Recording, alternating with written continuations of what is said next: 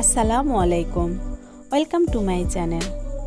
আজ আমি আপনাদের জন্য নিয়ে এসেছি আলুর ক্রিস্পি পাকুড়া। আমি এজন্য নিয়েছি 6টি আলু এবং নিয়েছি 3টি পেঁয়াজ এবং 7-8টি কাঁচামরিচ। আমি নিয়েছি কালিজিরা, একটু হলুদ এবং পরিমাণ মতো লবণ। আলুগুলো খুব সুন্দর করে ছিলে নিয়েছি। আমি গোল আলু নিয়েছি, আপনারা ইচ্ছে করলে যে কোনো ধরনের আলু নিতে পারেন। পেঁয়াজগুলো আমি মোটা করে কুচি করে নিয়েছি আর কাঁচামরিচ কুচি কুচি করে নিয়েছি। কাঁচামরিচ একটু বেশি নিয়েছি, এটা ঝাল ঝাল হওয়ার জন্য। আমি গ্রাইন্ডারে করে আমি আলুগুলো খুব ভালোভাবে গ্রেট করে নিব। ভাজার সময় আলু সেদ্ধ হতে একটু বেশি সময় লাগে, এজন্য আমি পেঁয়াজগুলো একটু মোটা করে নিয়েছি যেন আলু এবং পেঁয়াজ প্রায় একই সময়ে ভাজা হয়ে যায়। যদি পাতলা বা চিকন করে নিয়ে নেই তাহলে দেখা যাবে পেঁয়াজগুলো আগেই ভাজি হয়ে যাবে, তখন আমার এই পাকুড়াটা লাগবে একদম তিতা তিতা। বাড়িতে কেবলমাত্র এই আলু থাকলেই আপনাদের কাছে খুব ক্রিস্পি একটা বিকেলের নাস্তা তৈরি হয়ে যাবে। সেজন্য পুরো ভিডিওটি মনোযোগ সহকারে দেখবেন, কোথাও স্কিপ করবেন না। আমার গ্রাইন্ডারে গ্রিট করা হয়ে গিয়েছে।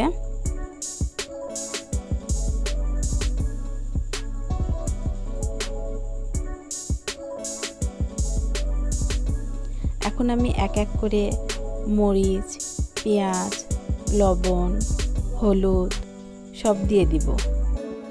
আলুর এই পাকুড়াতে আমি একটু পেঁয়াজ বেশিই দিয়ে দেই। আমার মেয়ে আলুর এই পাকুড়াতে পেঁয়াজ একটু বেশিই খায় এবং ওই একটু গাঢ় করে ভাজি করা পছন্দ করে।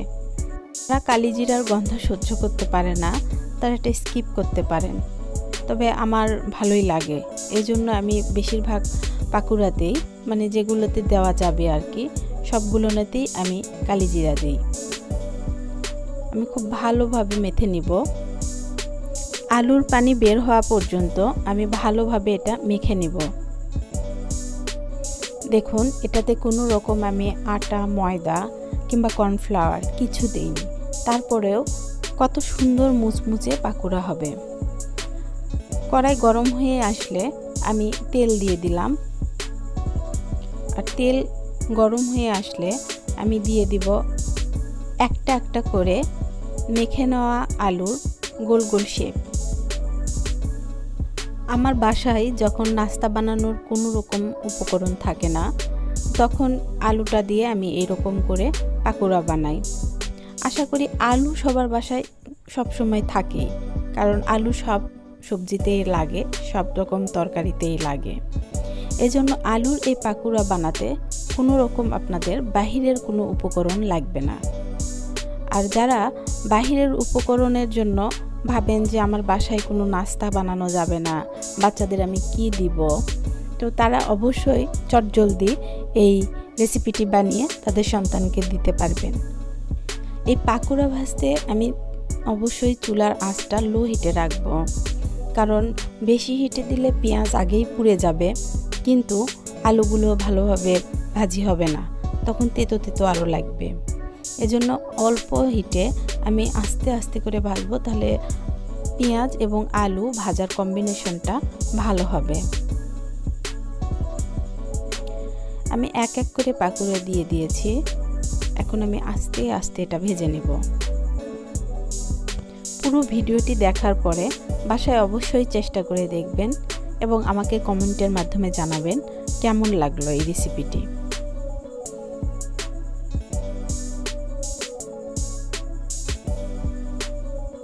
আমার এক পাশে লাল লাল হয়ে এসেছে, আমি এখন আস্তে আস্তে এটা উল্টিয়ে দিব এবং সাবধানে দিব যেন ভেঙে না যায়।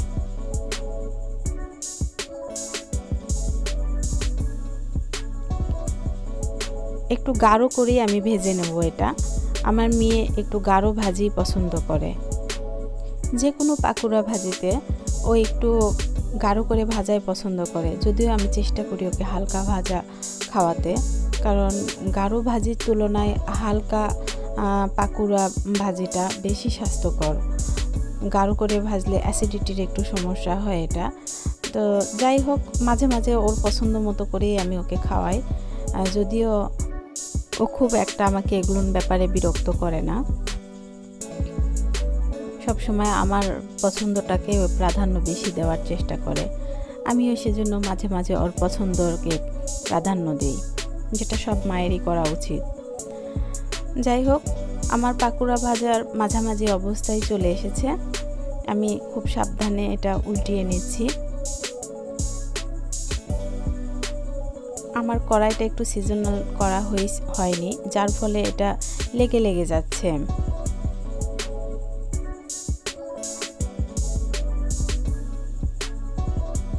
ফ্রাই প্যানে কিংবা সিজনিং করা কড়াইয়ে যদি পাকুড়া ভাজা হয় তাহলে এই সমস্যাটা হয় না।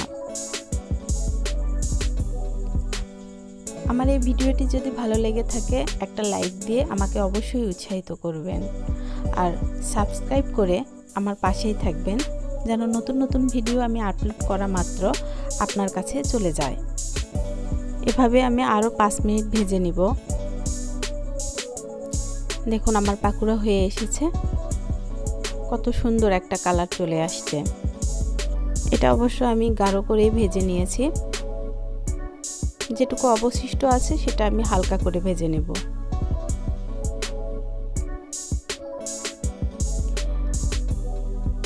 এর মধ্যে 2-1টা আছে যেগুলো একটু কম ভাজা হয়েছে, আমি সেগুলো একটু নেড়ে চেড়ে নিলাম যেন একই রকম কালার চলে আসে।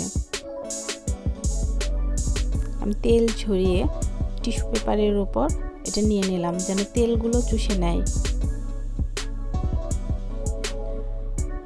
কোনো কিছু ভাজার পরে এই তেলের জিনিস, এরকম পাকুড়া কিংবা তেল পিঠা এই জাতীয় খাবার ভাজার পরে যদি টিস্যু কিংবা কাগজে, যেগুলো খাতায় আমরা লিখি কিংবা পেপারে, এই ধরনের কাগজে রাখলে ভালো হয়, তাহলে তেলগুলো চুষে নেয়।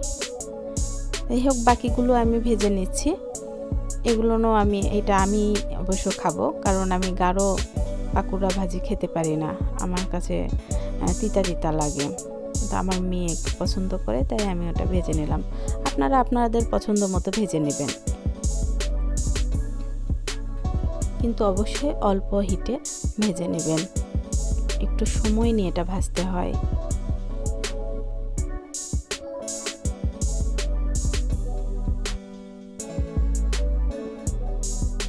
আমি এটা এমনভাবে ভেজে নিলাম যে এটা খুব গাঢ়ও হবে না, কিন্তু ভেতরে খুব সুন্দরভাবে সেদ্ধ হয়ে যাবে। উপরে একবারে লাল হয়ে গেল কিংবা কালচে হয়ে গেল, কিন্তু ভেতরে কাঁচা কাঁচাই থাকলো। আমি এরকম হিটে দিয়ে নেব না, আমি এটা হালকা হিটে এটা আস্তে আস্তে ভেজে নিয়েছি, যার ফলে এটা ভেতরে এবং উপরে পুরোটাই খেতে ক্রিস্পি লাগবে, একেবারে মুচমুচে লাগবে। আমার ভাজা হয়ে গিয়েছে, আমি এটা এখন পরিবেশনের জন্য রেডি করব।